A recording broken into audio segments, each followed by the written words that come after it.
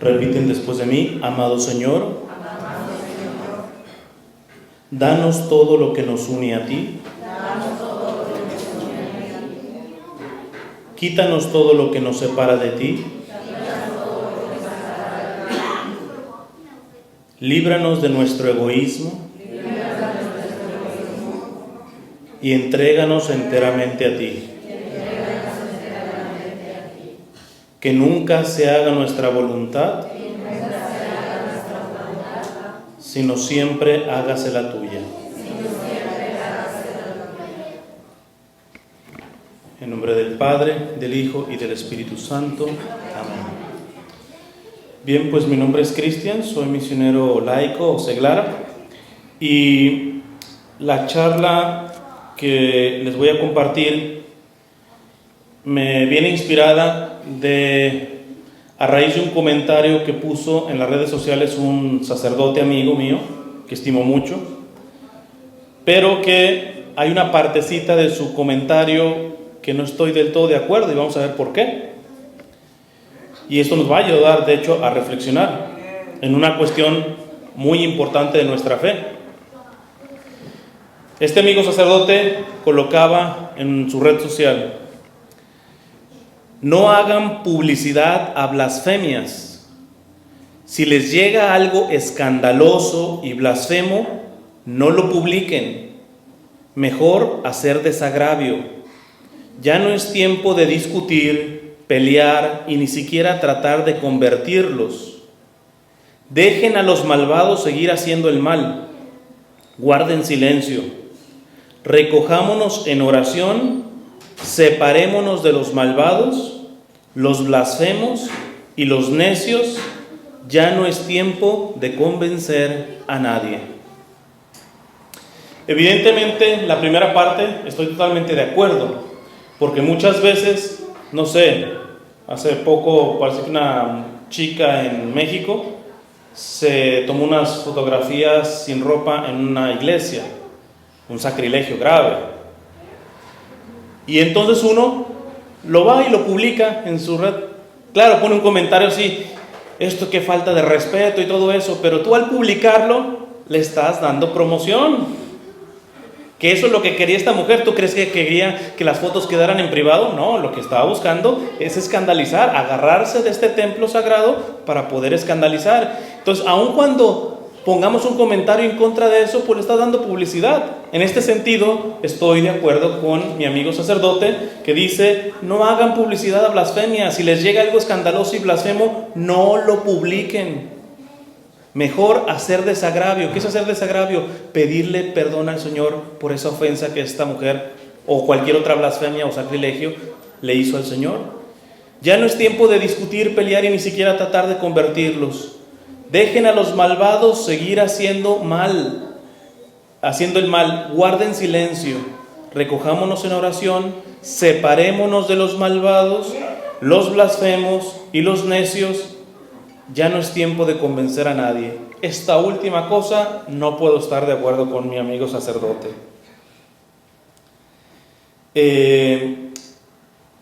¿Hasta qué punto nos tenemos que separar de los malvados? Tenemos que ya estamos en tiempos duros, de que lo estamos. De hecho, este amigo sacerdote está promoviendo pequeñas comunidades, que hasta ahí está bien. Pero si te vas a aislar para decir nosotros somos los buenos y allá se quedan los malos, creo que eso no va mucho con nuestra fe católica. Y lo vamos a ver de esta manera. Mira, dice el capítulo 11 de Sabiduría. Hay muchas traducciones, esta es la que más me gusta, o a lo menos la que más me sirve en este momento. Dice Sabiduría en el capítulo 11, en el versículo 14. La sed que sufrieron los impíos. ¿Quiénes son los impíos? Los que rechazan a Dios. La sed, está hablando de sed, La sed que sufrieron los impíos fue muy diferente a la sed de los justos. Primero nos está diciendo que los impíos, los que rechazan a Dios, hay una sed que sufren, porque la sed se sufre.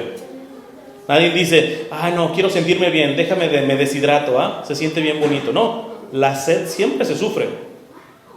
Pero la sed de los impíos, de los que rechazan a Dios, se sufre diferente a la sed de los justos. ¿Cuál será la sed que tiene que tener un justo?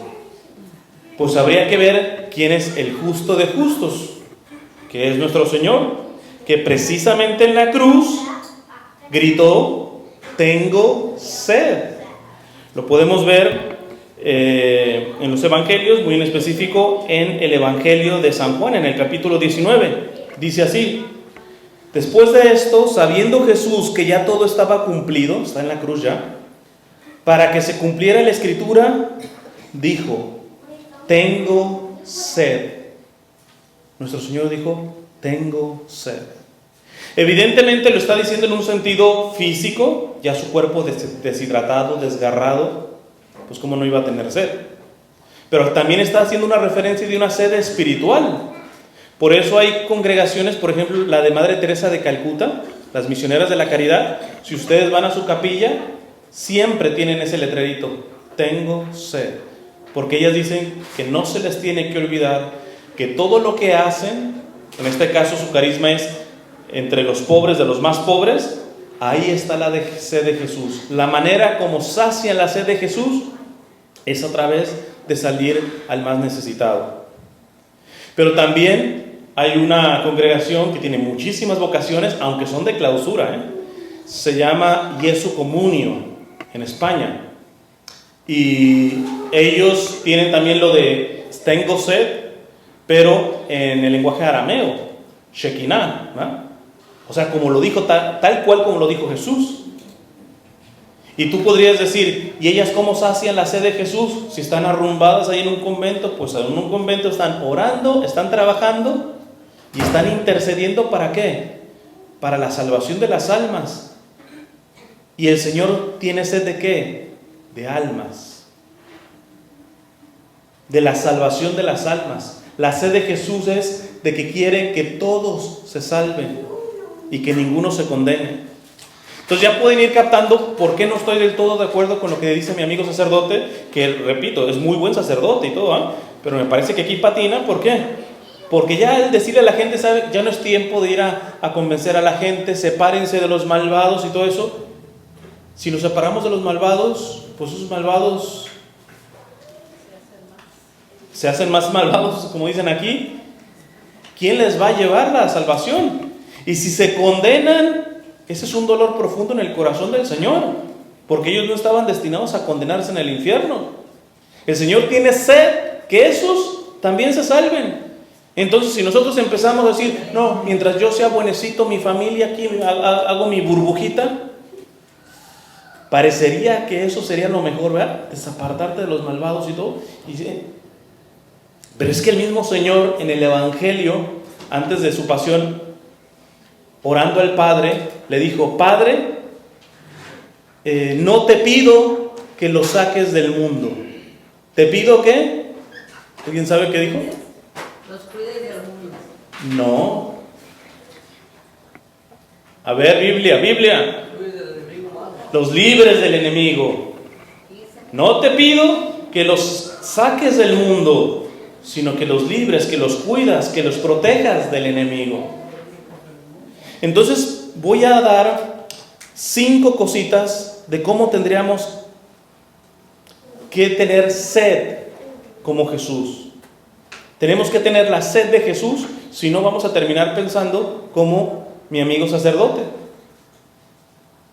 en donde parece que los malvados allá, yo buenecito me quedo para acá. Pero si tú estás abrazado a Jesús, tú no puedes ser indiferente de la sed de Jesús. Tú tienes que tener la sed de Jesús. Entonces te voy a dar 5 características, para los que tengan con qué anotar, 5 características de la sed de Jesús que tendremos que tener nosotros. Primero, el que tiene la sed de Jesús se aparta del pecado, pero no de los pecadores. La repito para los que apuntan. Primera cualidad del que tiene la sed de Jesús: el que tiene la sed de Jesús se aparta del pecado, no de los pecadores. Porque miren, hermanos, la iglesia siempre nos ha enseñado a separar pecado de pecador. Al pecado, condenarlo. Al pecado no lo podemos estar apapachando. No podemos decir, no, esta es mentirita piadosa. Mentira es mentira, punto. Hay algunos que creen que están siendo misericordiosos rebajándole al pecado a... No. Tenemos que ser firmes y se nos van a venir encima. Evidentemente el mundo, y ya te aviso, dentro de la propia iglesia, se te van a venir encima cuando al pan le dices pan y al vino le dices vino. Entonces, en este sentido, tenemos que ser radicales, duro contra el pecado, empezando con los propios, pero al pecado no se le justifica, al pecado no se le apapacha. Pero a los pecadores, por favor, no me los aplastes. A los pecadores rescátalos. ¿Por qué? Porque nadie es su pecado. La naturaleza humana ni siquiera, fíjense, nosotros muchos quizá no tenemos una buena catequesis de niños y se nos ha enseñado que nosotros nacemos con el pecado original, ¿no? Pues no, nacemos con la pena del pecado original. El pecado original se cometió en un momento histórico. De hecho, por eso muchos ateos dicen, qué injusto, ¿por qué yo voy a tener un pecado que ni siquiera cometí? No, compadre, es que tú no tienes el pecado original, tú tienes la pena del pecado original, que esa es la que se lava con el bautismo. Ejemplo, si tu mamá, antes de quedar embarazada de ti, se avienta chocolates, dulces, garapiñados, se avienta de todo lo que tenga azúcar, ¿qué le va a pegar a tu mamá? Diabetes. Luego se embaraza de ti. ¿La diabetes es hereditaria? Sí.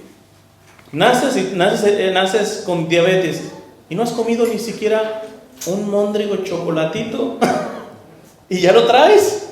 Ya traes la diabetes. Más o menos es esto, ¿no? Así. Entonces, el pecado es una cosa que se ha añadido a tu naturaleza humana. Dios no hizo al ser humano con pecado. Y tú no naces con pecado ni siquiera. Tú naces con la pena del pecado original. Porque el pecado no es una parte humana.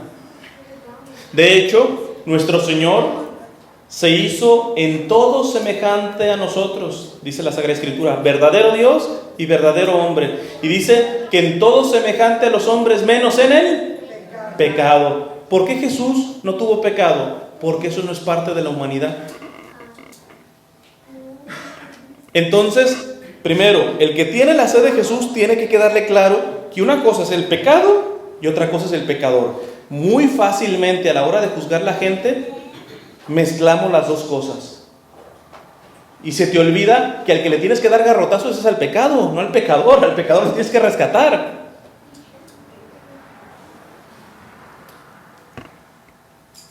Ciertamente se necesita discernimiento en esto de lo que les digo. El católico tiene que alejarse del pecado, pero no de los pecadores. Pero tiene que haber discernimiento, prudencia, ¿verdad? Por ejemplo, si tu esposo te golpea y cada vez más fuerte, no vayas a decir, no, el hermano nos dijo que no nos separemos de los pecadores. Pues el día de mañana te va a terminar casi matando. Aquí hay una cuestión de sentido común. Un sentido común que te dice, a ver, es más, les cuento una situación que una vez me pasó a mí. Una mujer la golpeaba el esposo, pero la golpeaba en lugares del cuerpo en donde después con la ropa no se le veía. Yo como me di cuenta que era golpeada, porque a la hora de hablar, yo ya alcanzo, bueno, de estar misionando tanto, conozco bastante a la gente, y tienes como un feeling, ¿verdad? Un sentimiento, es decir, percibes algo, aquí hay algo mal. Y sí, le saqué la sopa a la mujer y todo eso, pero ya ella estaba acostumbrada. Esto yo lo había escuchado solamente en los chistes, eso de que me pega porque me quiere, pero por primera vez lo escuché de una persona. Ella me decía, no, y cuando me pega, ella me dice, mi esposo me dice que me pega por mi bien. Entonces le dije, a ver, espérate. Ella podría decir, si escuchara esto, hasta tú estás diciendo que no hay que separarnos de los pecadores. A ver, espérate. pero te tienes que separar del pecado. Y tú estás casada con tu esposo y por lo tanto, la primera meta de una esposa es la salvación de su esposo.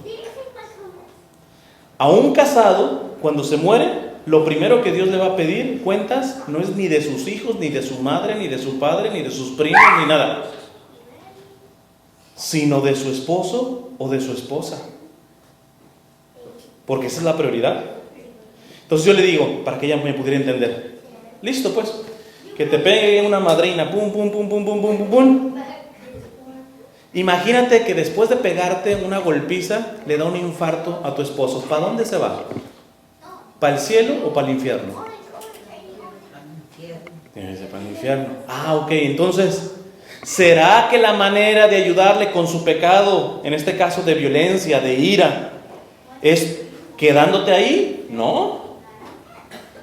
Ciertamente tienes que separar el pecado del pecador y condenar su ira, su violencia, etc. Y no puedes separarte y decir, bueno, me separo por seguridad mía, pero me voy y me consuelo con el vecino. No, sepárate por seguridad. Estas separaciones, no estamos hablando de divorcio, estamos hablando de separaciones que le llama la iglesia separaciones terapéuticas. Sepárate para que él pueda, inclusive mediante la cárcel o mediante algún tratamiento, ir mejorando. Y una vez que haya ciertas garantías, volver a unirse. Entonces, cuando les digo yo que el que tiene sed, la sed de Jesús, se aparte del pecado, no de los pecadores, no lo entiendan a rajatabla esto de no de los pecadores. Evidentemente hay que tener una vida de oración para tener discernimiento. Esta mujer se tiene que separar, pero espiritualmente no, con mayor razón, precisamente porque su esposo ahorita está en la cárcel por haberle pegado o está en una casa de tratamiento, etcétera. ¿Qué tiene que estar haciendo ella por él? Orando, ayunando, actos de mortificación. Es decir, que físicamente sí se separó, pero espiritualmente con mayor compromiso sigue cerca de él.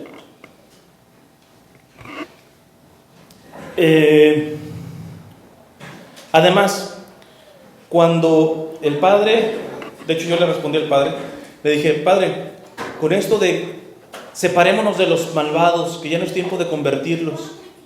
Yo le dije, miren, nuestro Señor nos dio un mandamiento que resumió todos. ¿Cuál mandamiento? A ver, levante la mano uno y que me pueda decir. Amarás a tu prójimo por encima de todo. Amarás a tu Dios por encima de todas las... No, el mandamiento que nos dejó Jesús. Es amar al prójimo como a ti mismo. O sea, No. San Juan fue muy clarito. Un mandamiento les dejo. Todos como Él nos amó. Acá. Que se amen los unos a los otros. ¿Pero así le dejó? No. Como Él nos amó. ¿Y cómo nos amó? A este nivel. Y yo les presento, por ejemplo, a nuestro Señor crucificado. Pero si quisiera hacer la escena de hace 2000 años, solamente estaba la cruz de Jesús. ¿Cuántas cruces había más? Otras dos. ¿De quiénes? ¿De gente buena? ¡Ladrones! ¿Ya no calificaría con lo que dice mi amigo el Padre? Le tendríamos que decir, Señor, hombre, aléjate de los malvados. Oye, hasta en la muerte, rodeado de malvados. Y si nos está diciendo, ámense los unos a los otros como yo los he amado, nos está diciendo que amemos hasta la cruz. Pero además nos está diciendo que hasta en la cruz, hasta en el último instante de nuestra vida, tenemos que estar buscando la salvación. Y de hecho se consiguió en el caso de uno de los ladrones que se arrepintió. El otro no.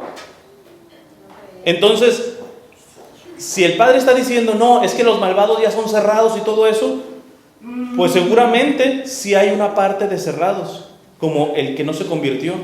Pero fíjate, si el Señor hubiera dicho, no, a mí no me pongan con otros ladrones porque son cerrados, no tienen solución, punto.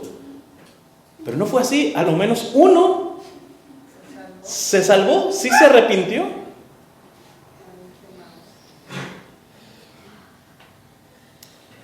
Entonces, primera característica, el que tiene la sed de Jesús se aparta del pecado, no de los pecadores. Segunda característica del que tiene la sed de Jesús. El que tiene la sed de Jesús no desahucia al pecador, sino con compasión lo dirige a la vida. Lo repito para aquellos que traen con qué apuntar. El que tiene la sed de Jesús no desahucia al pecador, sino con compasión lo dirige a la vida.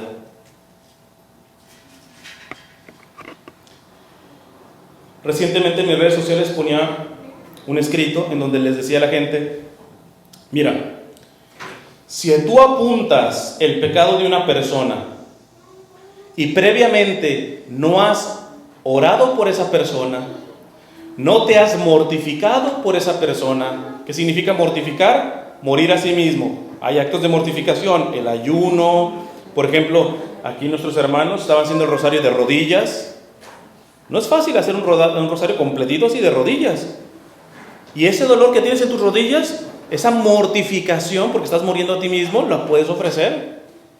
Entonces, mira, si tú apuntas el pecado de una persona y antes no has orado por esa persona, no has hecho a lo menos un acto de mortificación por esa persona, no le dices cómo salir del pecado.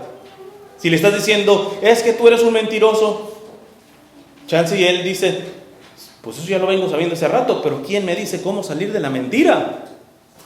No hacemos ningún favor a las personas cuando tú le dices qué pecado tienen.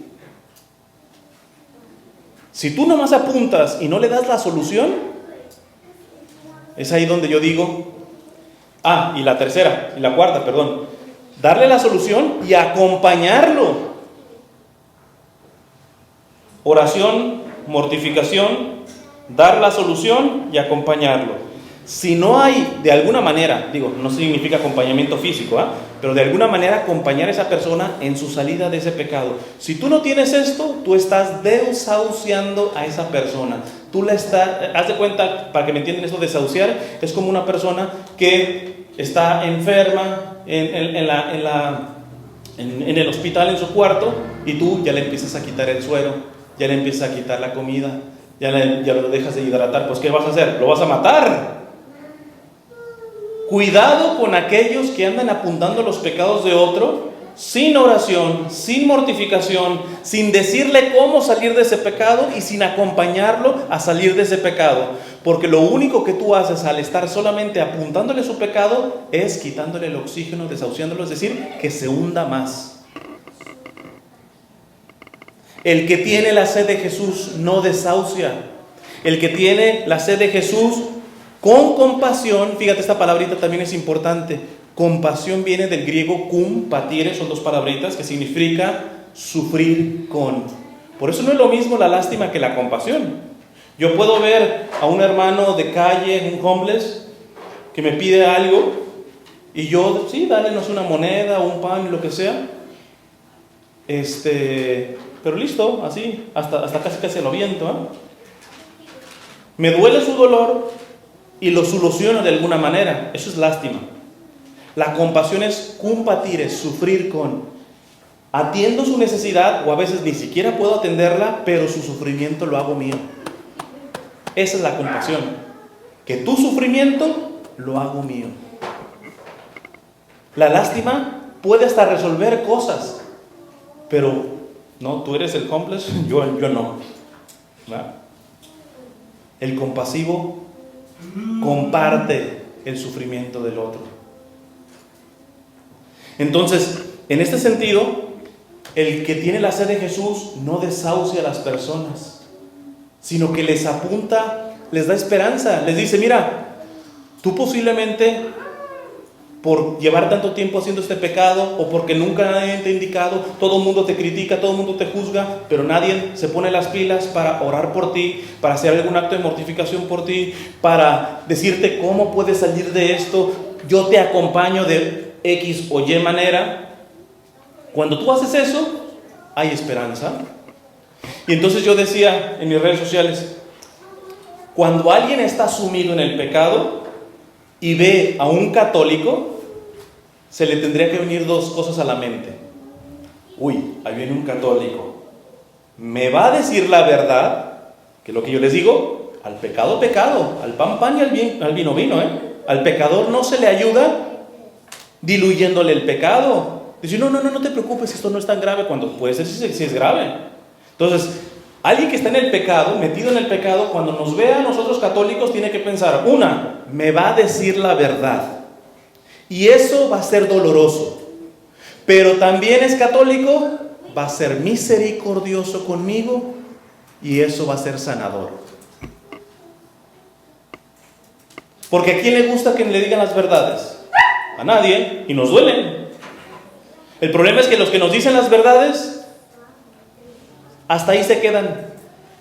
No llega la misericordia, que es la que sana. Y el católico tiene que manejarse con estas dos. De nada sirve decir la verdad si no va acompañada de la misericordia. Desahucias a las personas.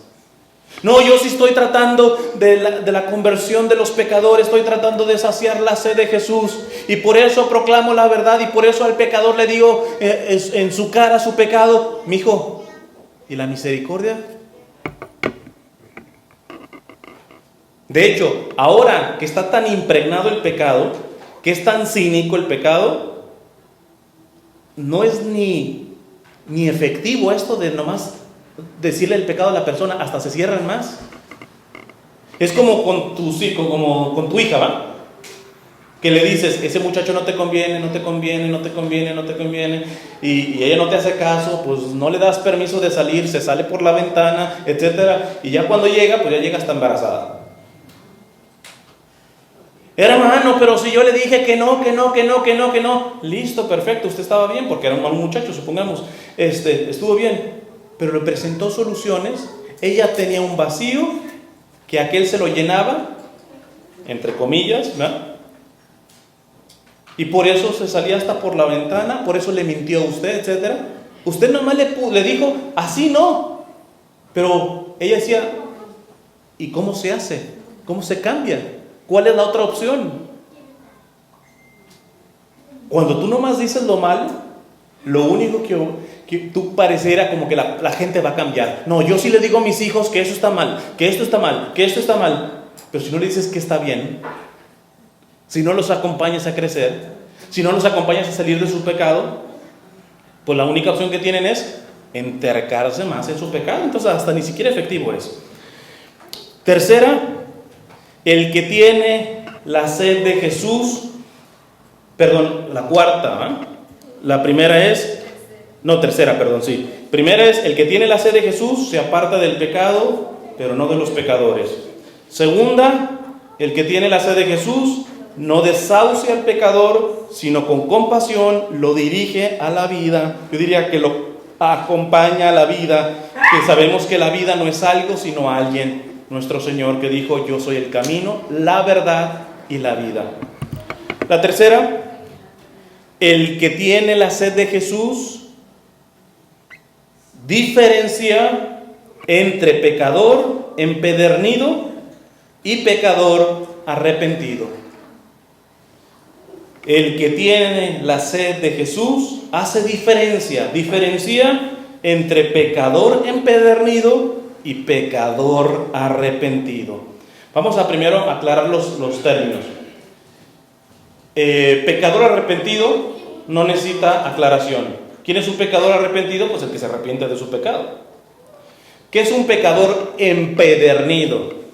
Empedernido viene de dos palabras, que significa dentro, y lo de pedernido viene de petrus, que es de piedra.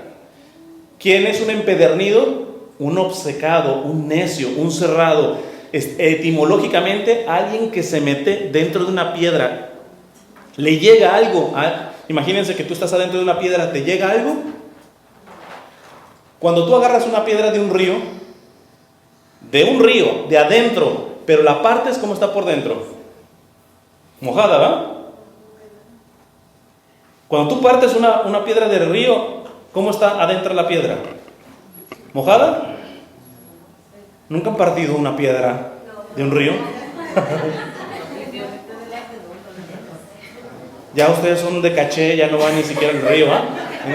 Yo creía que vivían en un rancho allá en México y mínimo tuvieron la experiencia de andar en el río, de lavar la ropa ahí, etcétera.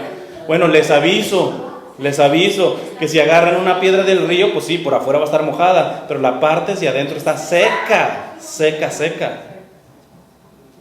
Un empedernido es así, es alguien que hagas lo que hagas, no le llegas.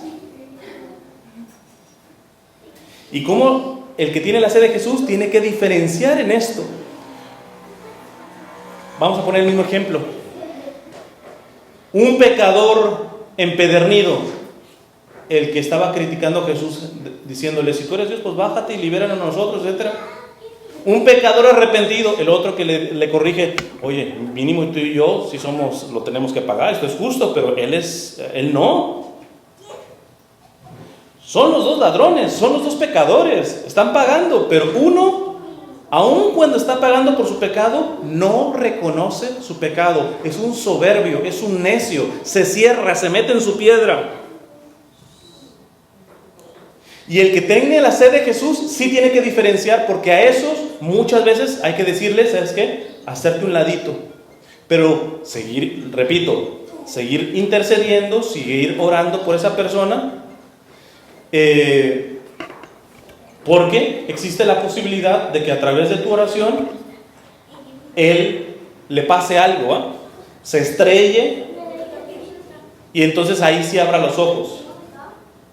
Pero cuando ya una persona está cerrada, terca, les digo, a veces hace más daño estar encima de esa persona, porque se mete más en su piedra. Pero entonces, ¿qué? Nuestra atención tiene que estar sobre todo con los pecadores, que sí, son pecadores, pero arrepentidos, o quieren arrepentirse, o no están tan piedra. A esos hay que darle todo, no solamente nuestra oración, nuestro tiempo, etc. ¿Y por qué saco esto? Les acabo de decir que el que tiene la sed de Jesús tiene que diferenciar los dos. Ya empezando por ahí, cuando tú vayas a cuando tú ves a una persona pecando, antes de juzgar a esa persona, tienes que preguntarte, ¿esa persona hizo ese pecado de forma empedernida o de forma arrepentida?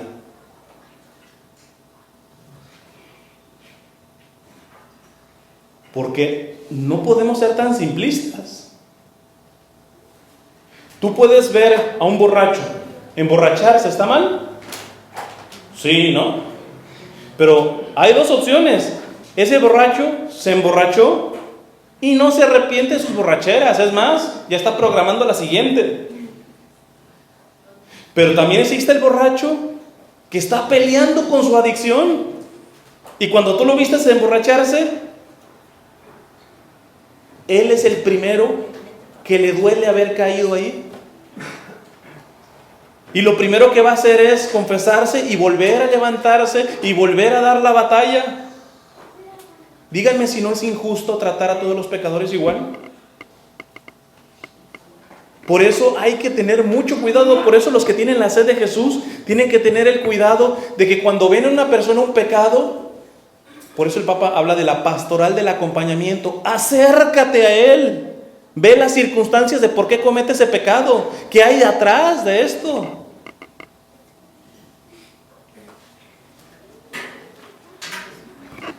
Les pongo otra. ¿Drogarse está bien? ¿Le gusta a Dios? No. Pero tú sabes que una persona puede traer la adicción a la droga porque su mamá se drogó cuando ella estaba embarazada de él. Es decir, que ni siquiera fue decisión propia el drogarse. Y es bien fácil decir, no, drogadictos. Por eso cuidado con aquellos que ven a los hombres y dicen, no, ellos son pobres por su culpa, ellos son drogadictos por su culpa. ¿Conoce sus historias?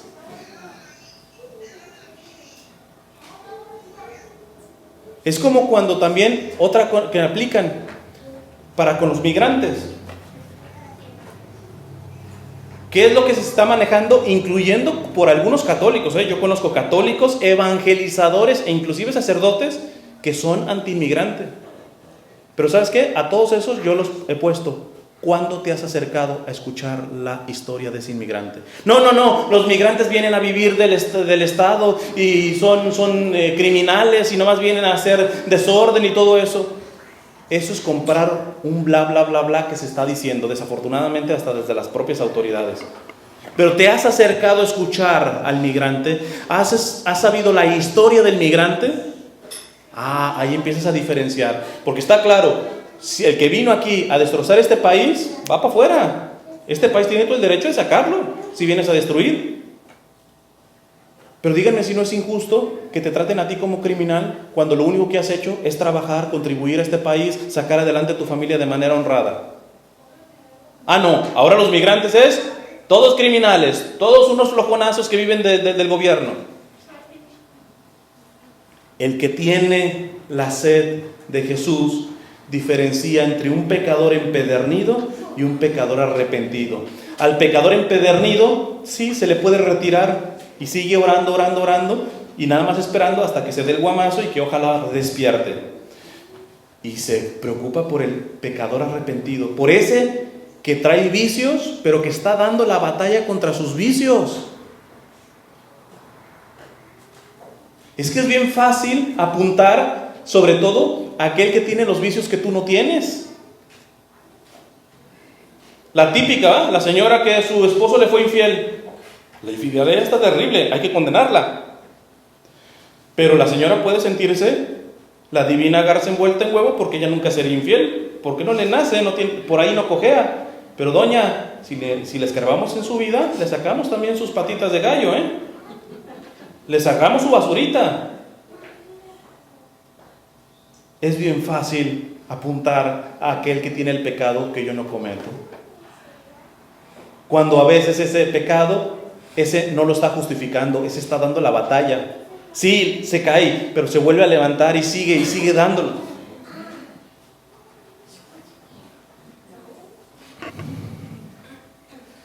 Ya que en cuál quede, cuarta, los que están apuntando, en la cuarta, la quinta. Voy a decir la cuarta, ok, entonces ya nada más quedan las dos últimas. La cuarta, el que tiene la sed de Jesús busca ser santo, no santurrón. El que tiene la sed de Jesús busca ser santo, no santurrón. Mira, así como hay pecadores empedernidos, esos que se meten en su piedra y se cierran a la acción del Espíritu Santo, que es el que los abre a arrepentirse, porque se ha dicho de paso, nadie se arrepiente sin la acción del Espíritu Santo, Por eso, yo no sé si ustedes, o hay aquí algunos niños, chance tienen esa pregunta, yo la tuve de niño. Si Dios es tan bueno, ¿qué tal si un día se arrepiente el diablo y Dios lo perdona y ya se cierra el infierno? ¿El diablo se puede arrepentir? ¿Sí? No. Porque ¿qué es el infierno sino la ausencia de Dios? Para que una persona se arrepienta, tiene que estar abierto al Espíritu Santo.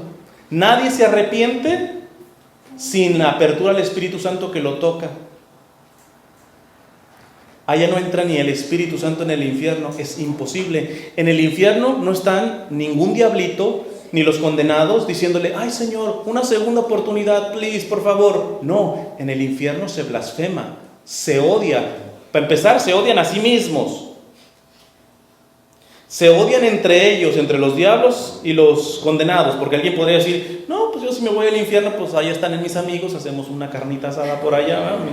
Entonces, no, aunque estén tus amigos, vas a odiar a tu amigo y tu amigo te va a odiar a ti. Y entre todos odian a Dios, odian a la Virgen, odian a los santos. En el infierno se odia. ¿Por qué? Porque ya está la ausencia de Dios. Ahí no pueden hacer nunca un arrepentimiento. Por eso es eterno. El que entra al infierno, allá se quedó. Nunca, jamás se va a poder arrepentir. Porque ahí ya se cerraron a la acción del Espíritu Santo.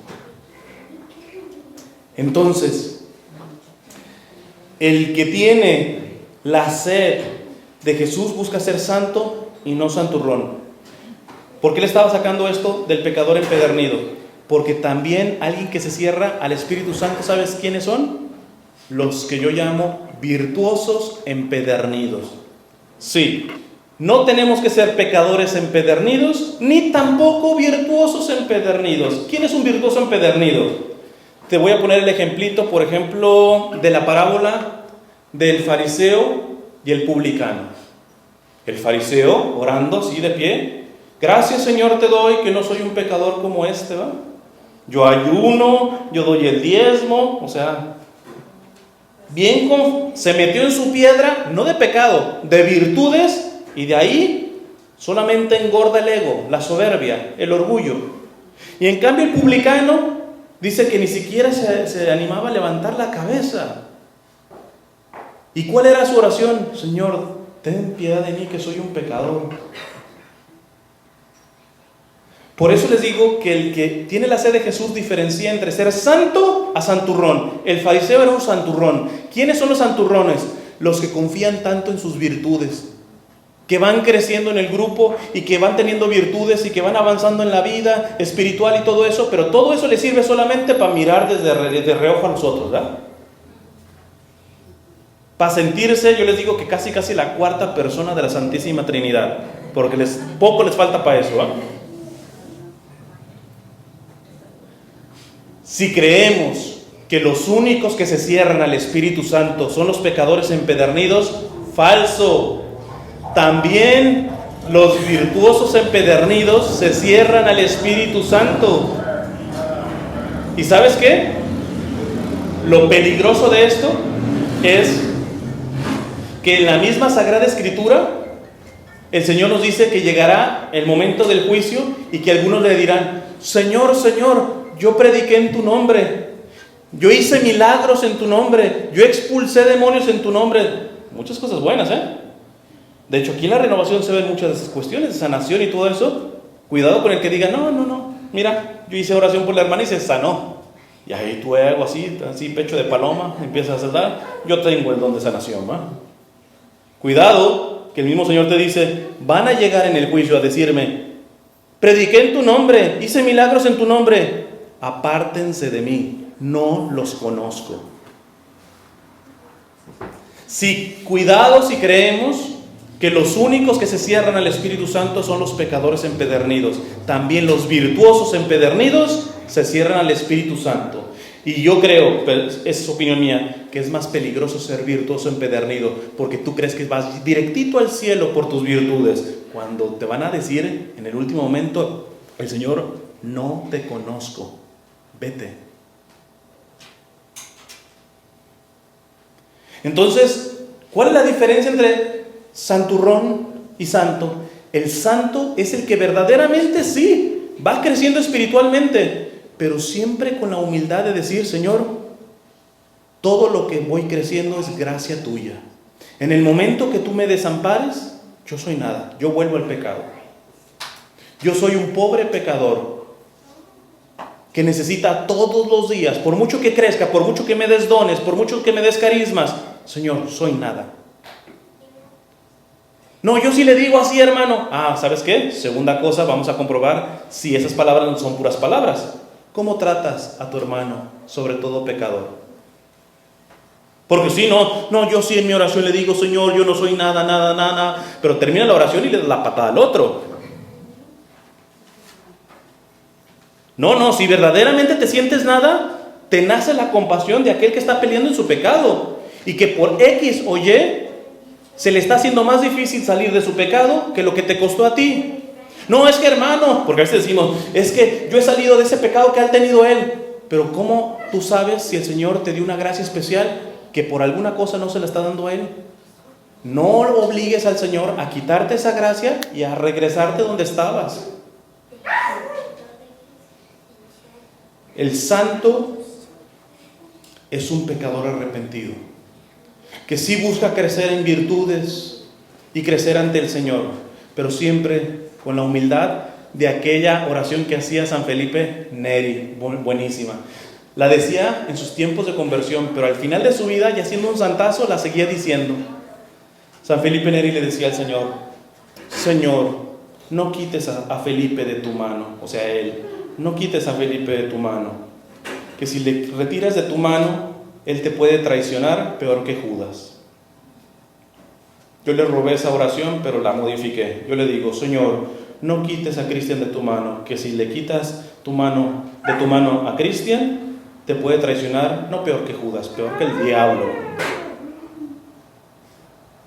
Y esa oración, San Felipe Neri, ya cuando la santidad le salía por los poros, la seguía diciendo, como si apenas se estuviera convirtiendo. También uno de los padres del desierto, santos del desierto de los primeros siglos del cristianismo, cuando se murió, lo veían un poco angustiado, y los frailes llegaron y le dijeron, hermano, ¿qué le pasa? El demonio lo está perturbando y todo eso. Dice, no, es que sé que ya estoy a un paso de la muerte y apenas estaba comenzando a convertirme. Cuando ya tenía fama de santo, cuando era un santazo. Los santos nunca se creen la mamá de los pollitos, hasta en el último instante saben que son nada. No confundamos santidad con santurronería, ¿ok? La última. El que tiene la sed de Jesús está dispuesto a padecer por los pecadores arrepentidos y empedernidos. La repito. El que tiene la sed de Jesús está dispuesto a padecer por los pecadores arrepentidos y empedernidos. Y aquí les voy a leer una parte de un documento que escribió Santa Teresa del Niño Jesús, o Santa Teresita, o Santa Teresa de Lisieux, en su autobiografía, que yo se la recomiendo, porque tú dices, no, hermano, yo no sé muchas cuestiones así de espiritualidad y todo eso. Este librito es sencillito, cómpratelo, está casi en todas las librerías católicas. Historia de un alma, de Santa Teresita. Recomendable. Ya si no entiendes a eso, o sea, porque está muy sencillito, pues no sé qué recomendarte, ¿va? Pero muy profundo. Y fíjate lo que dice en una parte de Historia de un alma, de su autobiografía. Dice, pongan mucha atención. Yo gozaba por entonces de una fe tan viva y tan clara, es decir, que iba creciendo, que el pensamiento del cielo constituía toda mi felicidad. ¿Cuántos de ustedes, después de su conversión, empezaron a pensar en las cosas del cielo más que en de la tierra? Yo creo que la mayoría, ¿no? Cuando Dios te da esa sacudida, te abre los ojos, tú dices, es que ¿cuánto tiempo perdí metido en las cosas del mundo cuando las cosas del cielo son las más grandes y además aquí estamos de paso?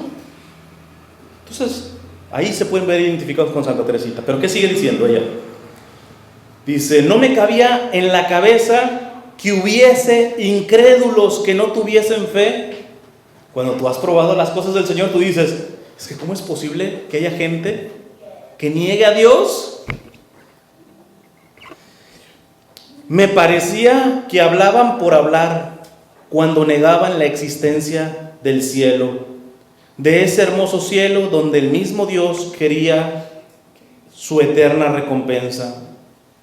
Sería su eterna recompensa. Durante los días tan gozosos del tiempo pascual, Jesús me hizo conocer por experiencia que realmente hay almas que no tienen fe y otras que por abusar de la gracia pierden ese precioso tesoro. Paro aquí. Ella se dio cuenta que verdaderamente hay personas que no creen en Dios. Ella creía decir, como ella tuvo padres santos, de hecho se festeja hoy la fiesta de los papás de Santa Teresita, que son santos, San Luis y Santa Celia. O sea, fue un familión. Normalitos, pero santos. Entonces ella desde chiquita, simplemente a ella le decía, no, los que no creen en Dios seguro están bromeando. Es que no es posible que puedan dudar de Dios. Pues el Señor le dijo, sí, hay gente que no tiene fe. Y aquí paro una cosita. Quizá me salga un poquito del tema, pero seguro que ustedes tienen algunas preocupaciones, dolores o sufrimientos, sean emocionales, sean espirituales o sean físicos. Vamos agarrando un físico. Yo no sé si alguien aquí tiene una enfermedad fuerte, física. No saquen ahorita el cobre, ¿verdad? Vamos, que agarren eso. Tiene una enfermedad. ¿Quieres saber si tienes la sed de Jesús? Cuando tú ves tu enfermedad, ¿piensas en ti o piensas en aquellos que tienen la misma enfermedad que tú, pero no tienen fe? Hombre, si tú con fe, eso es una cruz dolorosísima, imagínate, trata de hacer un ejercicio mental. ¿Cómo sería tener esta enfermedad que tengo y no tener fe? ¡Qué infierno! Pasar por los dolores. Que un hijo se te está yendo y está en la cárcel y todo eso, seguramente es un dolor gravísimo para una madre. Pero señora, piense en aquellos que tienen a su hijo en la cárcel y no tiene fe esa señora. Le dobletea el dolor, le dobletea el sufrimiento. Si tú tienes la sed de Jesús, tú hasta en tus propios dolores, tú ya no piensas solo en tus dolores. Tú dices, Señor, ahorita estoy teniendo el dolor físico de la enfermedad. Ten misericordia de mí, pero sobre todo de aquellos que están pasando lo mismo que yo o hasta peores cosas y te rechazan o no te conocen.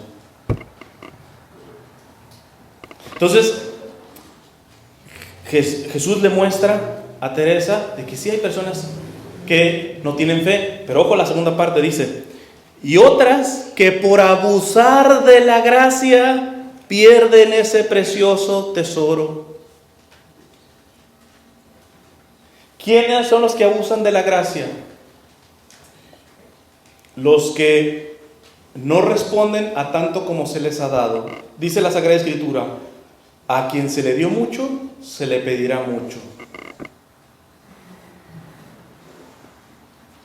Cuando tú no respondes a tanto como se te está dando, no solamente no creces, vas de regreso. Porque tanto el cuerpo como el espíritu no pueden estar estancados. El cuerpo, por ejemplo, me quedan 10 minutitos, o menos de 10 minutitos. Cuando termine la charla, desde ahora mismo, desde este mismo momento, a cuando termine la charla, les aviso que van a ser 10 minutos más viejos. Digo, no se van a alcanzar a ver una cana más y todo eso, pero van a salir 10 minutitos desde ahorita a cuando termine, 10 minutitos más viejos, más ancianos. El cuerpo no se frena, tú no puedes quedarte donde estás. El espíritu tampoco. Ahora, el espíritu no se queda estancado, pero va arriba o abajo. El cuerpo siempre va para abajo, nos vamos muriendo. Por mucho que nos estiremos la pata de gallo, nos pintemos el pelo, lo que tú quieras y gustes, vas para abajo, mijito, vas para abajo. Allá sí tú te crees tus mentiras, ¿no? Pero vas para abajo. En el caso del espíritu, o vas para arriba o vas para abajo. Si tú has crecido tanto en la renovación y vas creciendo, pero en el momento que te estancas, te aviso que ya vas para atrás. Ya vas para atrás. Aquí Santa Teresita dice, unos no tienen la fe porque no se les predicó o porque están cerrados o por tantas cosas, pero otros no tienen fe porque no la cuidaron, porque se estancaron, porque abusaron de la gracia de Dios. Pero bueno, sigamos. Dice, pierden ese precioso tesoro, fuente de las únicas alegrías puras y verdaderas. Permitió que mi alma se viese invadida por las más densas tinieblas y que el pensamiento del cielo tan dulce para mí solo fuese en adelante motivo de lucha y de tormento. Esta prueba no debía durar solo unos días o unas semanas, no se extinguirá hasta la hora marcada por Dios y esa hora no ha sonado todavía. Quisiera poder expresar lo que siento, pero ay, creo que es imposible. Es preciso haber peregrinado por este negro túnel para comprender su oscuridad. Trataré, sin embargo, de explicarlo con una comparación. Me imagino que he nacido en un país cubierto de espesa niebla y que nunca he contemplado el rostro risueño de la naturaleza inundada de luz y transfigurada por el sol radiante. Es cierto que desde la niñez estoy oyendo hablar de esas maravillas, pero está en tinieblas, ¿no? Sé que el país en el que vivo no es mi patria y que hay otro al que debo aspirar sin cesar. Esto no es una historia inventada por unos habitantes del triste país donde me encuentro, sino que es una verdadera realidad, porque el rey de aquella patria del sol radiante ha venido a vivir 33 años en el país de las tinieblas. Las tinieblas, no supieron comprender que este rey divino era la luz del mundo. Pero tu hija, Señor, ha comprendido tu divina luz y te pide perdón para sus hermanos. Acepta comer el pan del dolor todo el tiempo que tú quieras, y no quiere levantarse de esta mesa repleta de amargura, donde comen los pobres pecadores, hasta que llegue el día que tú tienes señalado. Y no podrán también decir en nombre de ellos, en nombre de sus hermanos: ten compasión de nosotros, Señor, porque somos pecadores. Señor, que volvamos justificados, que todos los que no viven iluminados por la antorcha luminosa de la fe, la vean por fin brillar. Y ahorita va a decir lo más importante, solamente para que no se me pierdan aquí. Santa Teresita, como la inmensa mayoría de santos, pasó por una parte del crecimiento espiritual que se llama la noche oscura del alma. Esa noche oscura del alma Dios la da solo a los que ya se han comprometido firmes con Él. No confundir con lo que llaman la noche de los sentidos. La noche de los sentidos es, por ejemplo, se los aseguro que más de uno de ustedes no tenía ganas de venir. Y fue contra su propia voluntad y vino. Pero hubo gente que también no tenía ganas de venir y se quedó en su casa. Nuestros sentidos se tienen que ir purificando y a veces tú puedes no sentir a Dios por eso. Pero eso es una purificación. En el caso de la noche oscura del alma, que ya es algo más alto, de a tiro es como que la fe entra en oscuridad completa. No ves a Dios, no sientes a Dios, no entra un pensamiento del cielo en tu cabeza, literalmente como si Dios te hubiera abandonado completamente. Eso lo pasó Madre Teresa de Calcuta, San Juan de la Cruz, un montón de santos. Dios, la noche oscura, a algunos se las ha hecho cortitas, como a Madre Teresa de Calcuta, 10 años. O sea, ¿sabes lo que es vivir 10 años así? Nos enteramos ya después, por las cartas, porque estos santos no andan quejándose de eso. O sea, está su fe totalmente en oscuridad, porque ahí ya está Dios purificando el último jalón que les queda. Porque ahí ellos aprenden a amar a Dios por Él mismo, no por lo que reciben de Él. Porque es bien fácil tú amar al Señor cuando te está dando la consolación en el corazoncito. Pero yo quiero ver si tú le sigues siendo fiel al Señor cuando no te llega no solamente la consolación, sino te llega el vacío. Y tú, con el mismo amor que cuando recibías la consolación, le amas al Señor. Pues ella estaba pasando por eso. ¿Y sabes qué es lo que pensó? En vez de decir, yo, Señor, que te he servido tanto y todo, no, dice, te me has desaparecido también para que yo pueda tener la experiencia de aquel que no cree en ti. Y por amor a ti, rescatar a este pecador. Fíjate cómo dice la última parte, que es muy linda.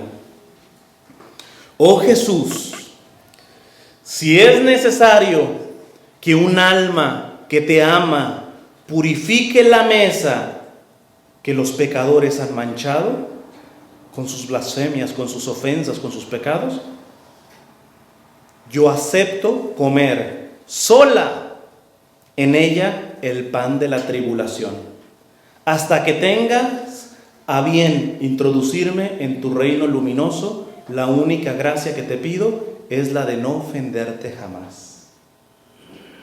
¿Qué está diciendo Santa Teresita? ¿Cómo habíamos dicho el último punto?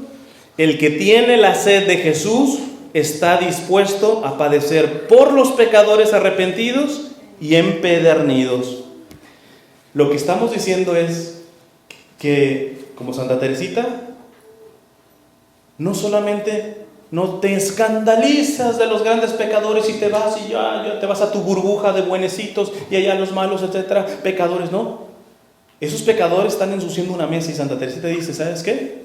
Si alguien la tiene que limpiar a través de comer el pan de la tribulación en esa mesa, estoy dispuesto a comerla yo sola. Es decir, a pagar los platos rotos de aquellos. Muchos santos le llegaban a decir al Señor, evidentemente eso teológicamente no se puede, pero cuando tú amas tanto al Señor, puedes decir hasta este tipo de cosas, porque lo amas tanto. Le decían, Señor, si yo voy para el cielo y de pronto veo a uno que está yéndose para el infierno, te pido que cambiemos de lugar. Yo agarro su lugar en el infierno y que este que iba en el infierno, por favor llévalo al cielo. Evidentemente Dios no va a hacer nunca eso. Pero los santos saben que la mayor alegría de Dios es ver un pecador arrepentido. Evidentemente si esa persona se está yendo ya al infierno, o sea, ya está condenado, pues ahí nadie los va a sacar. Pero el santo quisiera, si fuera posible, agarrar el lugar de un pecador en el infierno para que ese pecador tomara el suyo en el cielo. Yo te pregunto, ¿le dirías lo mismo al Señor? ¿Y sabes por qué? Santa Teresita, por ejemplo, era una de las que decía esto. Santa Teresita todavía decía, ¿y sabes por qué? Porque al fin y al cabo, en mi vida terrenal yo ya tuve el cielo. Porque ¿qué es estar delante de tu presencia eucarística sino estar en el cielo? O sea, que yo ya me voy al infierno, pero mínimo en el cielo, mínimo en mi vida terrena, yo participé un poco del cielo, porque fui tuya. Pero este desgraciado ni en la tierra fue tuyo y por toda la eternidad no va a ser tuyo. Entonces ella decía, mínimo en el infierno, dice, también llevaría yo un poquito de ese amor que te declaré cuando yo estaba en la tierra.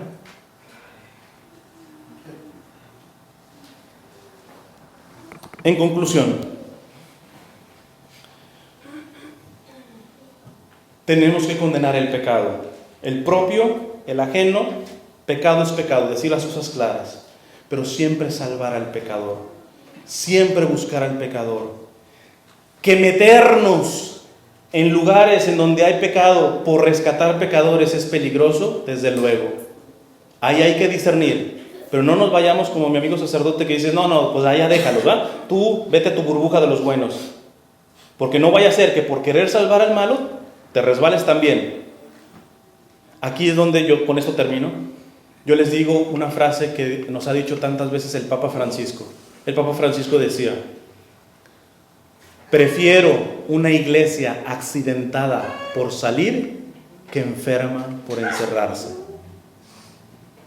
O sea, el Papa dice, si te vas a meter en un lugar de pecado por querer salvar pecadores, chance y das el patinazo y también pecas ahí.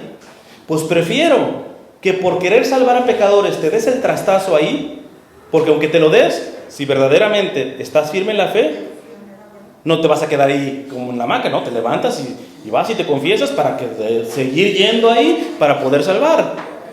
Claro, tiene que haber discernimiento. Ya si un sacerdote, un director espiritual te dice, no, ¿sabes qué? Sí vas a salvar pecadores, pero mira, tú tienes problemas, no sé, en tu sexualidad, y tú crees que vas a salvar a las prostitutas, pues creo que va a ser un poquito difícil, ¿verdad? Entonces, también hay que escuchar mucho lo que la iglesia te va mandando, pero lo que yo les digo es no tengan miedo. Que no les llegue esa tentación de decir, no, yo me meto solamente donde no peligra mi fe. Y entonces los que están en ese lugar, ¿quién los va a sacar? Papa Francisco, prefiero una iglesia accidentada por salir que enferma por encerrarse. Cierren sus ojos para hacer una oración.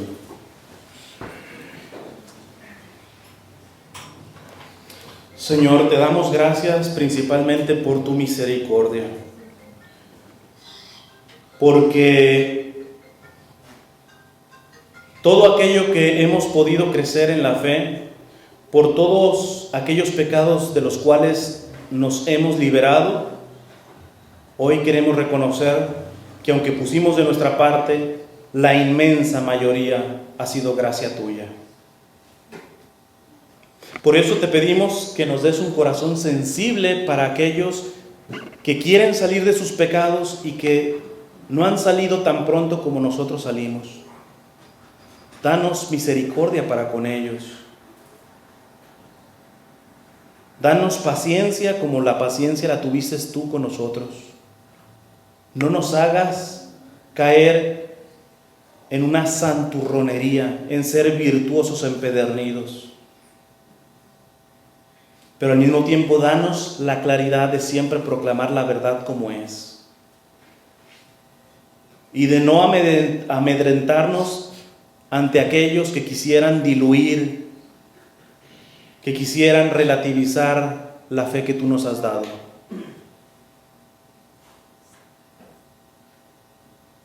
Finalmente te queremos pedir por aquellos pecadores empedernidos, por aquellos que tú ni siquiera puedes hacer algo mientras ellos no te dejen 1 centímetro de apertura en su corazón. Pero Señor, tú lo puedes todo, y aunque tú no te metes al corazón de nadie sin un acto de voluntad de esa persona, tú puedes permitir que haya circunstancias en que esa persona toque suelo, y mediante tocar suelo pueda abrir los ojos y te pueda abrir un poquito, y entonces ahora sí, pasar de ser pecador empedernido a pecador arrepentido. Te pedimos por ellos, porque ellos, aún encerrados en su pecado, están llamados a estar eternamente contigo en el cielo. Madre Santísima, tu pureza es mayor que inclusive la pureza que tenían Adán y Eva antes de pecar. Porque Adán y Eva antes de pecar vivían en un lugar sin pecado.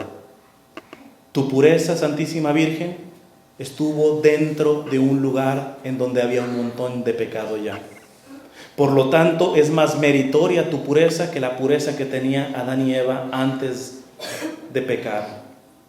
Por eso acudimos a ti, porque tú sabes las miserias de nosotros los seres humanos. Porque tú eres la ser humano más pura, pero a mayor pureza, mayor compasión, mayor misericordia. Por eso tú, de 1000 maneras, estás buscando acercarnos a tu Hijo. Nos ayudas a salir de nuestras debilidades, de nuestros pecados.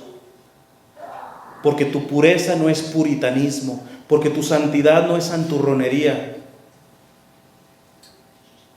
Ayúdanos, Madre Santísima, y por eso te decimos: Dulce Madre, no te alejes, tu vista de nosotros no apartes. Ven con nosotros a todas partes y solo nunca nos dejes, ya que nos proteges tanto como verdadera Madre. Haz que nos bendiga el Padre, el Hijo y el Espíritu Santo.